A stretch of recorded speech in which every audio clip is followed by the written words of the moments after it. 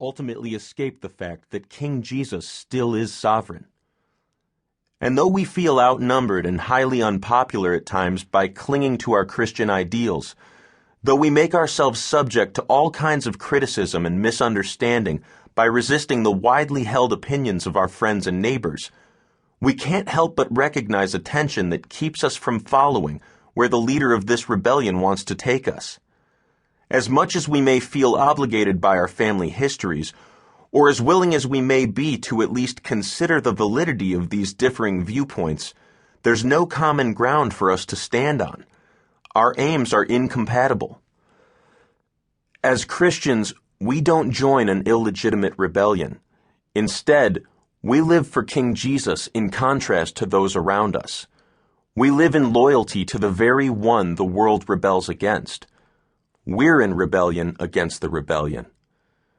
So if we know deep down we cannot mingle our convictions with the prevailing moods and modes of the surrounding culture, even out of comfort and convenience, so it seems we're left with only a handful of choices for how to respond to a society in rebellion against our king.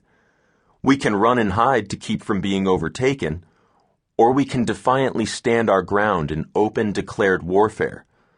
Or maybe there's a third option, something less expected, less obvious, more biblical, and amazingly more effective.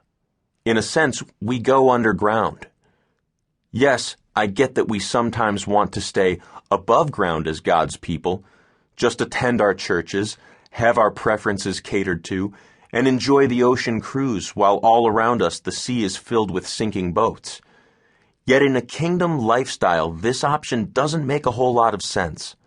We've been blessed to be a blessing. Others, instead, have chosen to live out the gospel and its implications in subversive ways. The reason we can subvert is because the nature of the kingdom is to show first an irresistible social order and then tell about an irresistible king. We go under, where people out there don't expect to see and experience grace. We leave our home court, the church, and go to their home court, the world. And then when they least expect it, Jesus shows up in their world, inviting them to draw near to him through our random acts of kindness.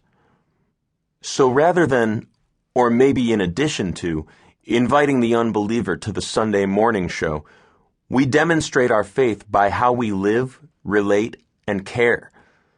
Others see that life with Jesus is not about going to a place at 11 a.m. on Sunday. Life with Jesus is now demonstrated where they are, the last place they ever thought to look, right in the middle of where they live, work, and play. We go there. We stay and subvert. We can do this another way. We can become daring agents of God's subversive kingdom. Prepare to be amazed. I would totally understand if this kingdom idea has always struck you as being cloudy and mysterious, or even if you've never really thought about it all that much. If you have, your tendency may be like many who pocket it away and dismiss the kingdom as a theological concept somehow detached from real life on the ground, lived every day. To many, the kingdom is a spiritual idea that makes sense in the context of sermons and Bible studies, but not between regular business hours or on Friday nights when you're making plans for the weekend. And if that's all the kingdom was, a spiritual theme or wordplay that seeks to capture the essence of Christianity in some memorable turn of phrase, we might have the luxury of keeping it at that kind of comfortable, churchy distance. But the kingdom of God is real. It's here. It's happening.